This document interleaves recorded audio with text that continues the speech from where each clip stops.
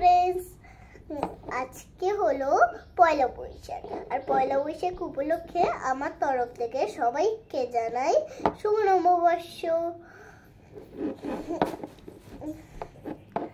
আর কেউ যদি আমার গোপালের সম্পর্কে জানতে চাও তাহলে নিশ্চয়ই কমেন্টে জানাবে। আর আমার গোপালকে আমি দেখো কত সুন্দর করে সাজিয়েছি। পুরো আমি একা একাই গোপালকে সাজিয়ে রাখি। আর গোপাল আমার সাথেই থাকে সব সময়। আমি গোপালকে আমি যা খাই তাই দিই। আবার অনেক সময় তো গোপাল এরকম ভাবে উল্টে পড়ে যায়, আমি আবার গোপালকে ঘুম পাড়িয়ে দিই। আর আজকে তো আমি আর গোপাল খুব মজা করেছি।